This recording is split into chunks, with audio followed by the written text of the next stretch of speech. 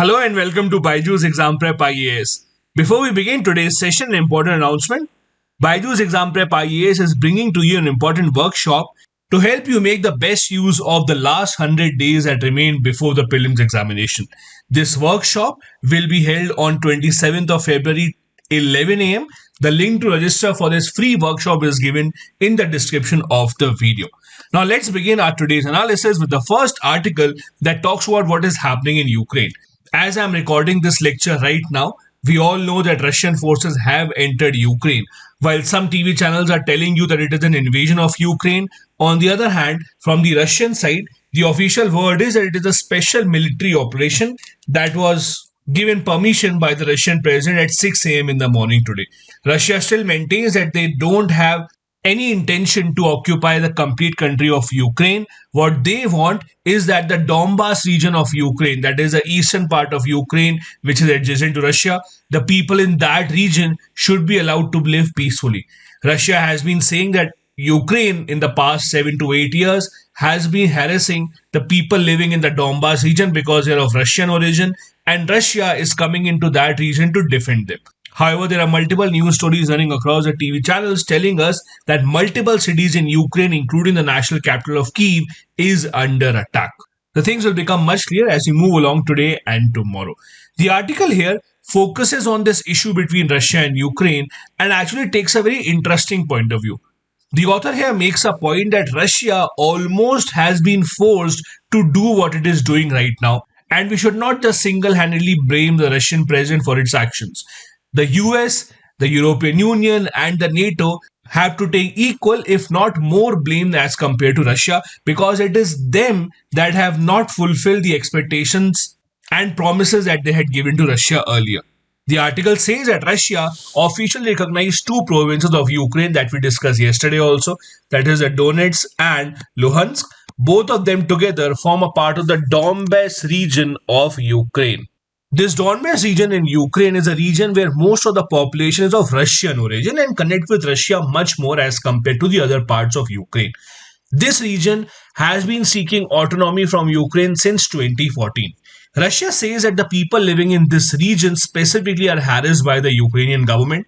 They are not given the rights. The Ukrainian army, military police has been killing a lot of people living in this area, and Russia has to come for their defense. And that is why the Russian president has finally authorized a special military operation in this region today morning.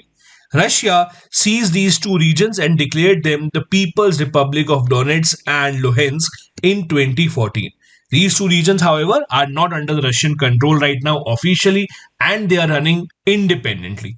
The people who run these two regions are supported by Russia, so much so that they have adopted the currency of Russia for their official use. Yesterday we discussed about the Minsk Protocol as well, that was signed in 2014 and 2015, that talked about a ceasefire between Russia and Ukraine after the Crimea annexation that took place in 2014. We also discussed how those protocols have been violated now by Russia on one hand and by the NATO forces on the other hand.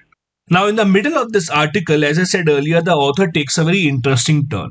The author here tries to shift the blame on Ukraine and on the Western allies. For instance, the author says that under the presidency of Zelensky in Ukraine, there were multiple laws that were passed in the country that made Ukraine the only official language. Now, when you make Ukraine the only official language, the people living in the Donbas region that we just discussed earlier were very angry because for them, their national language was always Russian because they are of Russian origin. Also, the NATO and the European Union were not very vocal about the violation of the citizenship rights of those people who live in the Donbas region. Not just this, the proposal for Ukraine to join NATO also goes against the promises that were made to Russia earlier. We all know that in 1989, the Russian leader Mikhail Gorbachev was promised that NATO will not expand eastwards during his talks with the US Secretary of State. However, not just Ukraine, a number of countries in 1990s which are on border with Russia were actually made a part of NATO, which goes against this promise. Now, if you look at the geographical location of Ukraine, it is a buffer between Russia and Europe, and Russia does not want Ukraine to be a part of NATO, which is one of the key demands that Russia has been making from the US and NATO forces. in exchange for not attacking Ukraine. But America has rejected any such commitment to Russia. They have not made any commitment to Russia about not making Ukraine a part of NATO. US keeps on repeating that Ukraine is a sovereign nation and they can decide for themselves, and that is what has angered Russia a lot in the past few months. Another interesting turn of events here is that the author says that this actually gives an opportunity to US and Joe Biden to again emerge as the leader of NATO. Because in the past few years, a number of strong NATO countries, specifically France and Germany, were not on great terms with the US. Let's take an example of France. We know that France was to supply a set of nuclear submarines to Australia, and US undercut France, and without telling France, they started supplying these submarines to Australia at a lower price, and France since then has been very angry with the US. US in fact went ahead and formed AUKUS as well, which did not really go well with France. Since then, the France-US relations have not been on a great path. Similarly, there is an issue with Germany. Now, the interesting part about Germany is that a few years back, German leader announced that Germany will close down all the nuclear power plants. And because they don't want to use fossil fuels, etc., for energy generation, they are now dependent on supply of gas from Russia. Because of which, Russia and Germany built the Nord Stream 2 pipeline. Russia still remains the largest supplier of gas to Germany. Now, Germany is in a very difficult situation right now. They're a member of NATO, so they have to oppose what Russia is doing. But on the other hand, Germany, after announcing that we will close down all the nuclear power plants, is so dependent on Russia for its energy needs that they can't take a position which is against Russia completely. And that is why US also has not really appreciated the fact that Germany is not speaking against Russia openly. But now an invasion of Ukraine at the hands of Russia will push Germany to take the side of US.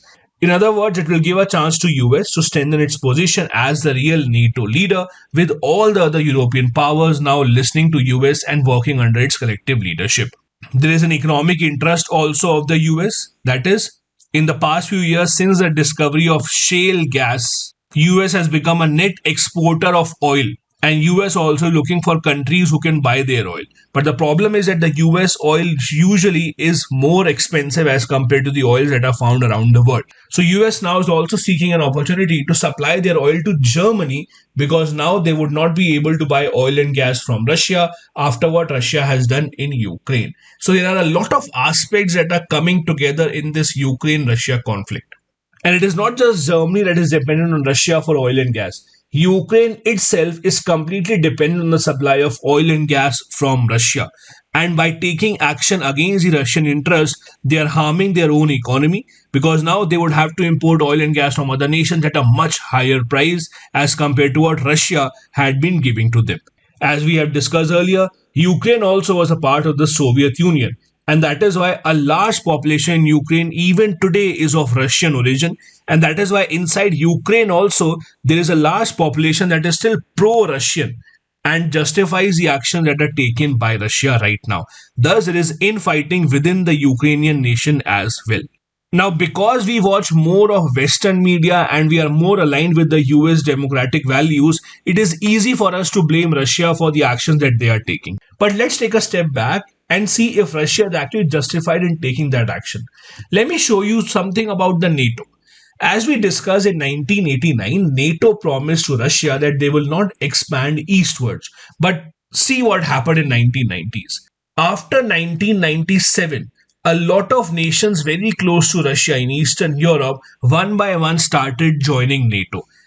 Estonia, Latvia, Lithuania, Poland, Czech Republic, Slovakia, Hungary, Romania, Slovenia, Croatia, Montenegro, Albania, all these nations one by one joined NATO. Now, this was too close for Russia. There's a very simple reason for this. For example, let's say this is Estonia, which is now a part of NATO, which means that NATO and US can now keep their missiles here. Would Russia want a US missile to be placed right at their border? These missiles can enter Russia within 5 minutes. Would Russia want that? Obviously not. Because corresponding to this, Russia does not have any territory where their missiles can reach the US within a few minutes. That is why now Russia does not want Ukraine, with which it shares a large border, to also become a part of NATO. This is where Russia is coming from. They say that they have been betrayed The promise that was made to them by NATO and US has not been fulfilled.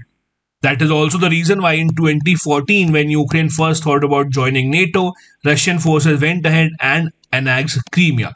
The interesting part here is that whenever Russia tries to annex these regions, such as Crimea or the Donbass region now, the people living in those regions don't really protest because they are of Russian origin only.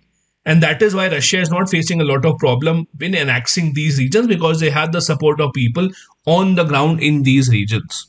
Also, because these nations are a part of NATO, there are a few NATO forces that are present in these regions. Just to give you an idea here, Estonia has about 1150 NATO troops, same with Latvia.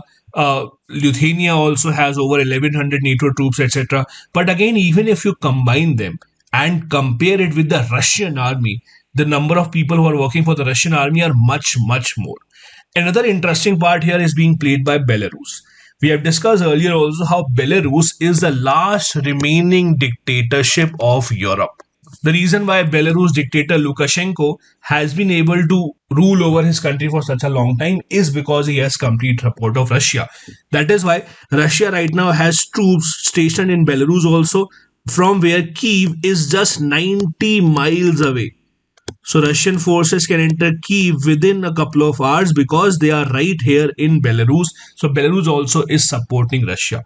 So if the Russian government really wants, it would not take them a lot of time to actually conquer and occupy the entire country of Ukraine, provided that there is no confrontation from NATO.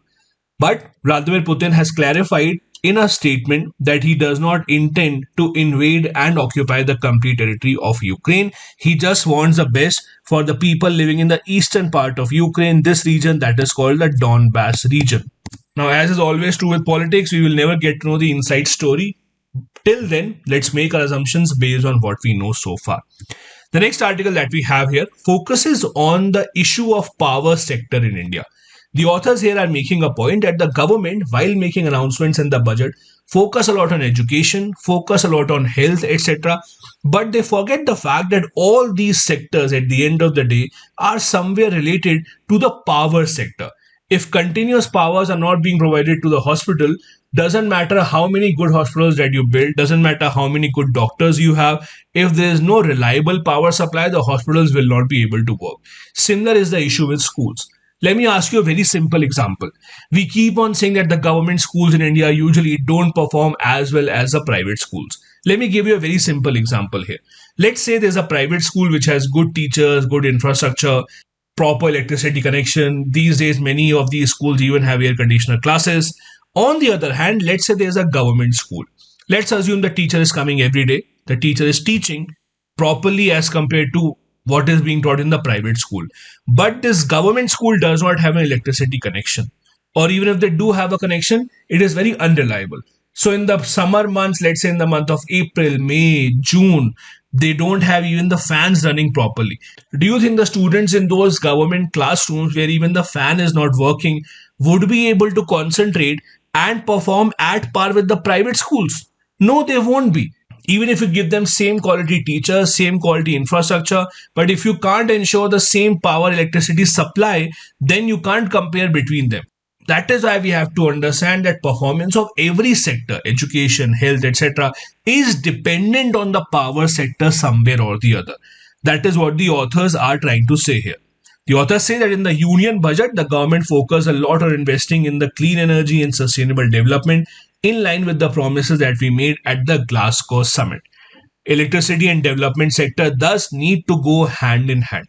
While the health sector saw an increased budget of 16%, medical and public health spending saw their budget decline by almost half for this year. Similarly, the education sector also saw almost 12% increase in their budget. However, despite the government giving a push to digital education, etc., their budget did not really increase and in fact was reduced by almost one third. And the interesting part is, you might say that in the health and education, the government has increased the budget allocation, but if you take them together, even then they only share 2% of the entire country's budget. There have been many reports that say that education deserves at least 6% of the government's budget, if not more. But education and health taken together only account for 2% of it. Similarly, the health sector in India is still under a lot of pressure because of the ongoing pandemic. The government allotted about 74,600 crore rupees for the health sector in 2021, but spent about 80,000 crore rupees and expected to spend about 5,000 crore more in the last quarter of the ongoing year. For the next year's budget, the government only gave 86,000 crore rupees for the health sector, which is almost the same as it gave the last year. But the number of people looking for healthcare facilities increasing, this budget would most probably be short of what is required by the government. The authors here then point out towards the fact that according to their research, both at the national and at the state level, in order for the government to achieve its aim of healthcare or even education, electricity and power play an extremely important role. About three-fourths of the targets of the Sustainable Development Goals are somewhere related to reliable energy needs. Despite that, 44% of schools in India and one-fourth of India's health sub-centers and primary health centers are still unelectrified. Unelectrified means they don't have electricity connection, meaning that even the 56% schools that do have electricity connection, even in those schools, we are not saying that electricity will always come 100% of the times. There are two problems. One, lack of electricity connections, and second, lack of reliable power supply even when we do have electricity connection. The problem with electricity connection is since it is invisible, when it is available, we just take it for granted. Electricity is something that everyone will have, but we only realize its importance when it is absent.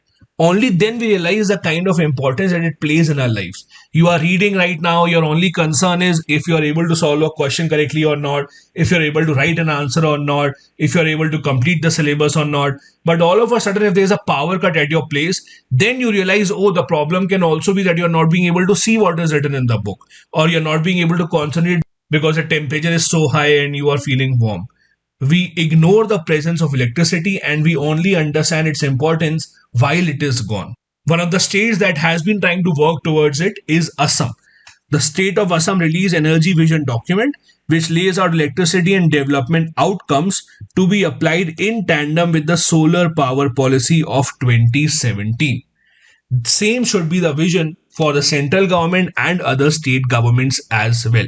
Rather than asking the individual facilities of health and education to work properly, we should first fulfill their requirements, including reliable electricity. Only and only then we should expect them to work at par with their competitors. The authors say that once the electricity connection and electricity supplies are improved, it will automatically see a great improvement in the field of education, health, and many other services which are essential to the people right now.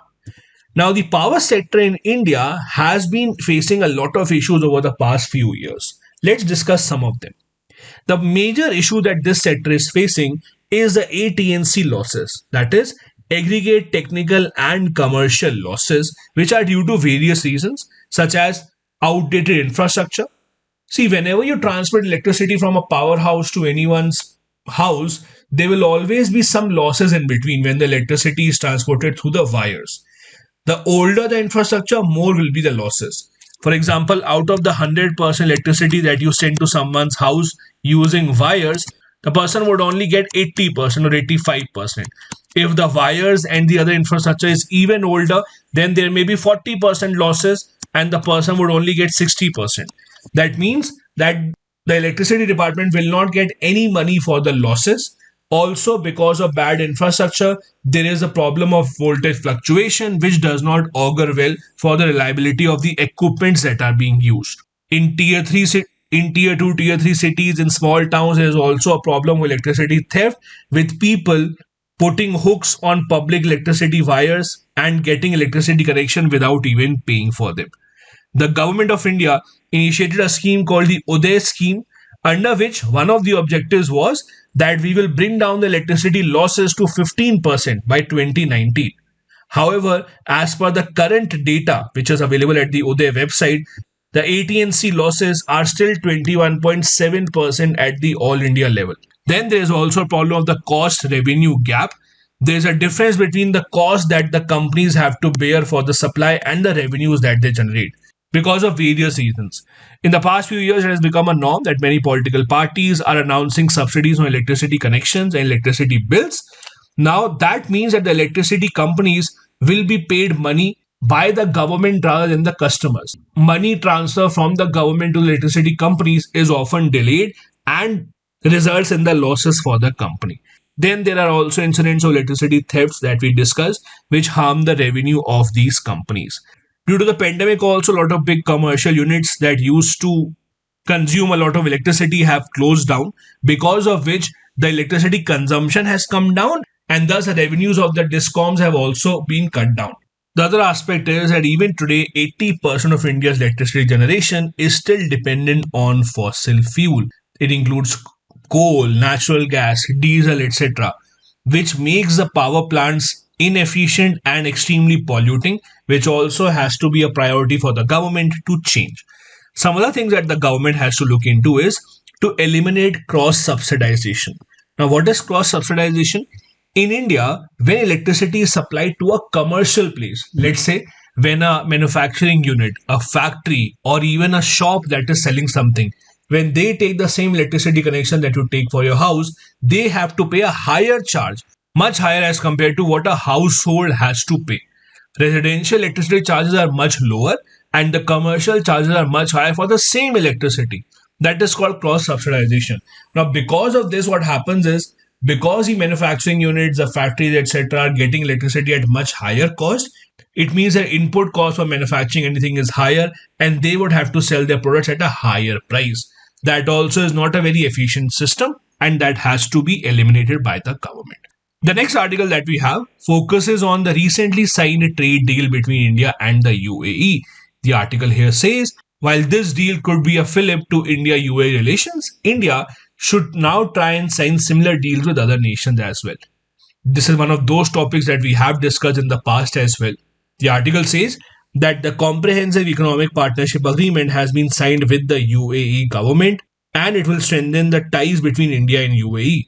UAE already is India's third largest trading partner with a bilateral trade in 2019-2020 at $59 billion. Not just this, the UAE is also one of the largest suppliers of crude oil to the country. It supplied India crude oil worth $11 billion in the same period. We expect that with this trade deal, the bilateral trade will touch $100 billion over the next 5 years and it will also increase foreign direct investment into each other's nations.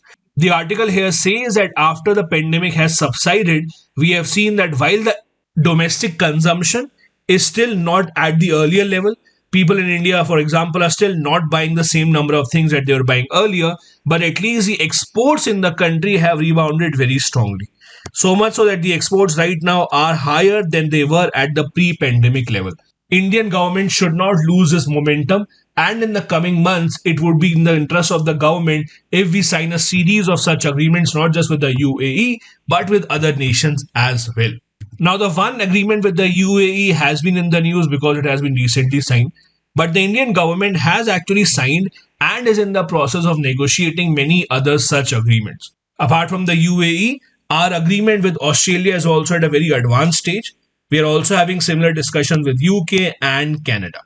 In the past, India has signed multiple trade agreements. For example, with Mauritius, we have a comprehensive economic cooperation and partnership agreement. We also have the South Asia Preferential Trading Agreement, which was a part of the SAARC countries. This was then converted to a South Asia Free Trade Agreement, that is SAFTA. We are also a part of the Asia Pacific Trade Agreement, which was earlier called the Bangkok Agreement. Now, while all these are correct on one side, the reality also is that India is not one of those countries that actually signs a lot of free trade agreements. For example, recently, when the discussions were going on for signing the RCEP led by ASEAN, India was one of the participant countries. We negotiated the agreement till the last moment, but at the last day, we refused to sign this. Since then, there have been a lot of discussions about why exactly does India fear signing free trade agreements. Why is it that we have not signed many other free trade agreements with other nations, which we could have done in the past? Now, there are multiple reasons for that. First, India's manufacturing sector is extremely poor. In India, manufacturing accounts for about 14% of our GDP. What that means is, because our manufacturing sector is weak and we cannot produce the stuff at a cost that other nations might be able to produce, if we open up our economy, if we open up our manufacturing sector through a free trade agreement with nations, let's say, such as China, we fear that products from other nations will then come into our market and our manufacturing companies would not be able to compete with them. For instance, if a same mobile phone is made in China, it might be made at 10,000 rupees. For Indian company, it might cost 16,000 rupees because our manufacturing cost is higher. We don't have those kind of resources. So a consumer, when they go to market, they would buy a cheaper mobile phone even if it is made in some other country. That is why opening up our economy and having our manufacturing to compete with other nations might not be very beneficial for us. Also, in the past, the free trade agreements that we have signed have not turned out to be well for India. India has signed free trade agreements with ASEAN, Korea, Japan, Malaysia, but experts are of the view that India has not gained as much from these agreements as the other nations have. And that is why our point of view towards these agreements has not been very optimistic. In the past few years, many countries also argue that India is now becoming a protectionist country. For example, the Indian government is focusing on programs such as the Atmanirbhar Bharat, meaning that the government wants the country to produce a lot of stuff inside the country rather than importing it. For example, we are seeing what is happening in defense. That is why many experts believe that the government wants to give a chance to its own manufacturing and own industry rather than signing free trade agreements with other nations around the world, which might not be very beneficial for us right now. The next article that we have here focuses on India's approach towards fighting non communicable diseases. Now, let me tell you something about this article. This article is actually a very good example of how an article can use extremely complex and difficult language, so much so that you would not even be able to understand what exactly is the author trying to say.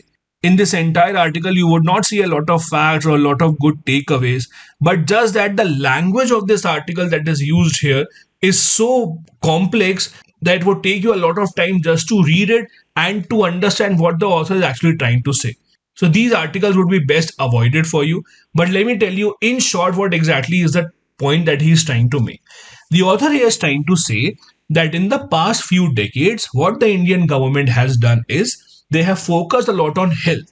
But in terms of health also, we have mainly focused on ensuring that our maternal health and the child health is improved and the infectious diseases also are taken care of. For example, COVID and then the other diseases which can be communicated from one person to the other. So the author says that is why in the past few years we have lost focus on non-communicable diseases. Non-communicable diseases include diabetes, then cancer, those kind of things which cannot be transmitted from one person to the other. The author says that if the country really wants to ensure that economy goes ahead and the people are not falling ill and they are contributing in their highest capacity, the government cannot ignore the problem of non-communicable diseases because they lead to huge economic and productivity losses. He is giving an example of Netherlands. In 2007, the Minister of Health in the Netherlands said that their ideas on improving population health must include interrelationship between health and other sectors such as the economy, housing, environment, etc. Thus, in other words, health cannot be seen in isolation. It has an impact on every other aspect of the economy. For example, the government can make the best of manufacturing facilities, the government can make the best of agricultural promises, but if the worker who has to work in that factory or the farmer who has to work in the field, if they are not well, if they are struck by diseases and they are not able to get a good health care, then who would work in those factories? So at the end of the day, the government has to ensure that there is a lot of focus on human resource, that they are taken well care of. The author says that for India, the non-communicable diseases pose a great challenge. If we don't take any action, by 2030, our economy will lose trillions of dollars because of the people who are falling ill with these diseases and no proper care being given to them. That is why it is time that the government works with all the other departments and makes sure that in every policy, be it manufacturing, be it housing, be it environment, there is an aspect of health that we take into consideration. Now, since the article does not have any important facts about non-communicable diseases, let me share them with you. The ICMR report called India Health of the Nation's States said that contribution of non-communicable diseases to total death in the country was 61.8% in 2016 as compared to 37.9% in 1990. Some of these diseases include diabetes, hypertension, cancer, etc. They are also called lifestyle diseases because they happen due to lack of physical activity, high blood pressure, your eating patterns. Rather than opting for medicines, these diseases would much better be solved if there are lifestyle changes introduced in your day to day life. Another interesting point is when you see this number 61.8, don't think that we are doing very badly in these diseases. That is because states such as Kerala, Goa, Tamil Nadu, they have done so well in controlling other diseases that there are very few deaths due to communicable diseases. And that is why automatically this number has increased. There has been a great success in these states in controlling maternal, neonatal, nutritional diseases, etc. And that is why the number seen in non-communicable diseases has increased, but it is not such a bad number right now. Government has taken multiple initiatives in this regard. Let me give you a couple of examples. The government has introduced a national program for prevention and control of cancer, diabetes, cardiovascular diseases, and stroke. It is implemented as a part of the National Health Mission. The objective is to include the health promotion activities, screen for these diseases, and provide early diagnosis so that the medicines can start at an early time. Not just this, the other problem is that many of these diseases, such as cancer, have a very expensive treatment, including the medicines that they require. So, government has also tried to ensure that there is availability of affordable medicines and reliable implants for treatment under the Deen Dayal outlets, which have been opened at 159 hospitals. Government has also opened up the Jan Aushadhi stores from where you can get generic medicines at extremely affordable prices. So there are a lot of initiatives that the government has taken, but as with many other fields, because of the scale of population that we have, the on-ground results will take some years to actually show. The next article that we have is about the recently released draft of India Data Accessibility and Use Policy. So recently, that is on February 21, the Ministry of Electronics and Information Technology released a policy by the name Draft India Data Accessibility and Use Policy 2022. In simple terms, this policy says that whatever data the government has, whatever data the central government stores right now, apart from your personal data such as Aadhaar, etc., the government will be open to selling it in the private sector and earning money from that. It permits licensing and sale of public data by the government to the private sector so that the government can earn money from it and the private sector can use that data to make better products, better apps, better solutions for the people, etc. Let me give you a very simple example. Let's say the government has prepared a report about how many people have a problem of diabetes or how many people have a problem of heart diseases, etc. They will share that data with the insurance companies so that when the insurance companies are making their plans of health coverage, they know whether they have to include diabetes in there or not. They know whether they have to include heart diseases or not, so that their insurance plans can be much better made in line with the real problems that the people have. So sharing of data would allow these companies to make much better and much more targeted products for the people at the end. This is the objective of the policy. Now you have read multiple times that data is the most precious thing right now. It is also said that data is the new oil. Anyone who holds a lot of data is in a very advantageous position. And that is why there are a lot of concerns over why is it that the government is trying to sell this data to the private sector. It is assumed that with every passing generation, the data that is produced will increase at an exponential pace. And India, becoming a digital economy, would have a lot of data of the citizens stored with the government. Now, the government has not got this idea all of a sudden. In fact, in the Economic Survey of 2019, Chapter 4 said that the private sector may be granted access to select databases for commercial use. Given that the private sector has the potential to reap massive dividends from this data, it is only fair to charge them for this use. So on one hand, the government will charge them. On the other hand, the private sector can use this data to make better and more pointed products. Now, this policy that has been released, which is a draft policy, talks about what are the existing problems in data sharing right now and the fact that we don't have any specific government body that makes guidelines for such kind of a data sharing between the government and the private sector. The article mainly talks about the issues with this draft policy. For instance, the article says that there is no transparency about who was consulted before making the policy. The government just says that some experts were consulted. Now, who were these experts? Were they from this field or not? That is not clear. Not just this, the policy will be applicable to all the data generated, created, or collected by the central government, while it would also allow the state governments to adopt such provisions if they want to. Under this policy, there will be an India Data Office that will be set up under the Ministry of Electronics and Information Technology for overall management of this policy. And every government entity, every government department will appoint a chief data officer that will be in touch with the India Data Office. Apart from that, another body will be created called the India Data Council. It will be a consultative body that will include the finalization of the standards. So it will finally decide which data can be shared, how the data will be shared, etc. The government is saying that by default, all government data will be open to sharing, just that there will be a small negative list of that data which will not be shared. That is sensitive data, data of national importance, that is private data of the people, is regarding India's national security, etc. Those will not be used. Now, whenever we talk about data in India, we always have concerns about privacy. There have been a lot of talk about people's data getting leaked, not just in the private sector, but in the government sector as well. India right now does not have a data protection law which can provide for accountability and remedy for any data leak.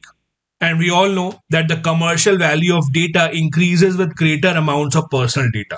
The more personal data that you can share with the companies, the more money they are ready to pay.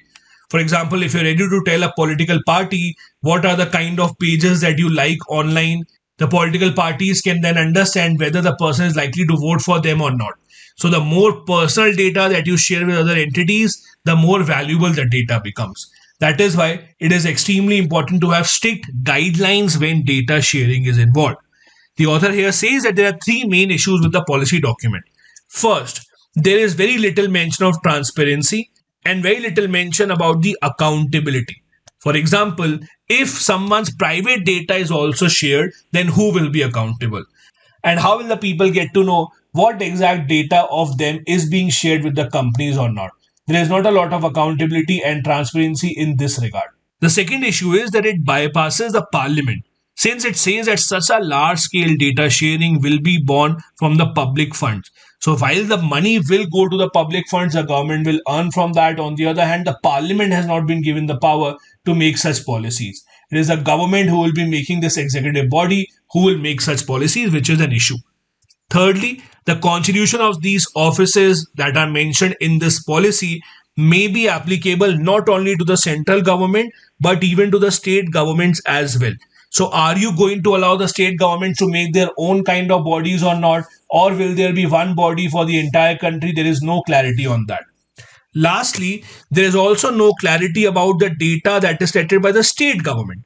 So the policy clearly says that the data of central government will be sold and they will earn money. But what about the states? If the state government has collected some data, would that be sold or not? And if yes, the money from that sale will come to state governments or the central government. That also has not been clarified. So there are still a lot of loopholes that still exist in this policy which need to be answered by the government. Now, since this policy has just come out a couple of days back, it is not analyzed completely in detail by a lot of experts, but still there are some issues that people have seen in the first reading itself. The issues are, first and foremost, the objective of the policy just seems purely revenue generation, because the government is focusing a lot on the fact that data will be sold to the private entities. So why is it that the government is using the people's data to earn money out of it? There is a lack of clarity on that. Because if the government's intention is just to earn money, then people's private data is obviously something that the companies want much more and they can pay a higher price for. That would force the government to tomorrow share private data as well. Secondly, the government is contemplating the data protection bill, which also would need to change as per this policy's provisions. The government's efforts towards monetization also follow from the Niti Aayog's thinking that all the non-personal data is a national resource. But again, there has to be transparency and accountability included in that. As we discussed earlier, this move will mainly help the startups and other enterprises in ensuring that their products which are made for the people are much better, that they can focus on what exactly the people need. The government says that it will also improve policy making. It will ensure creation of public digital platform. Promoting data interoperability means data that can be used by different departments, different entities, and ensure much greater citizen awareness with open data. These were the articles we wanted to discuss on the Hindu newspaper today. Now, a couple of practice questions. Number one, despite the promises of 24/7 power supply, the power sector has not been complemented with enough reforms in India. Evaluate. Second, this decade has the potential to reinvigorate India's trade relations with a series of trade agreements in the pipeline or at the advanced stages of discussions. Discuss. Both these questions have to be answered within 250 words each. Thank you so much for watching the video.